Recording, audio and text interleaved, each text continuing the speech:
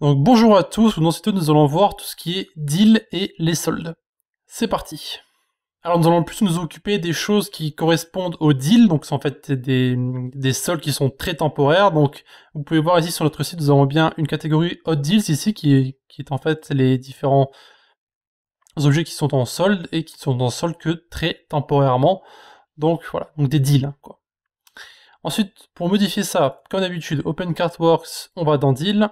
Ensuite, nous allons sur le deal de notre thème, donc nous avons le thème 3 ici, donc nous pouvons simplement modifier les différentes choses qui s'afficheront sur notre deal. Donc nous aurons ici la source de nos deals, donc ici ils ont été sélectionnés dans les différentes catégories. Si on doit inclure les produits qui sont dans les sous-catégories, donc si par exemple vous avez notre jeu, et ben vous avez les jeux de Nintendo, etc. Et vous pouvez ensuite les placer en fonction du nom, du prix, de la date, etc. et le nombre d'items que vous voulez afficher. Ensuite, vous avez tout ce qui est options. Donc ici, vous pouvez afficher ce que vous voulez sur votre produit, donc le nombre de, donc le prix.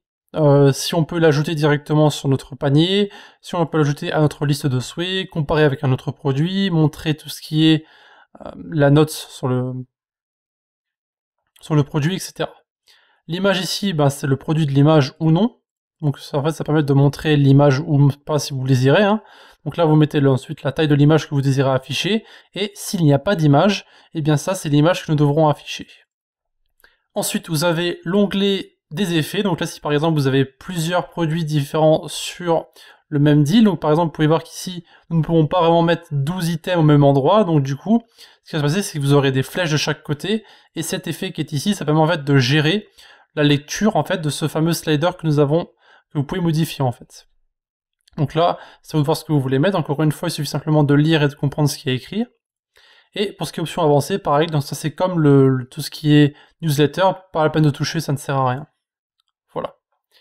Donc encore une fois, c'est quelque chose qui est très simple à modifier. Donc quand on modifiera la boutique dans le projet, donc un peu plus tard, donc là ici, je rappelle, là on ne modifie pas la boutique, on la modifiera plus tard, lorsqu'on aura vu un peu comment tout le panneau fonctionne en fait. Donc si vous avez des questions à poser, hein, comme d'habitude, vous avez tout ce qui est commentaires YouTube, vous avez le Discord de la communauté, ou alors vous avez les forums si jamais on ne vous répond pas sur le Discord et sur le YouTube.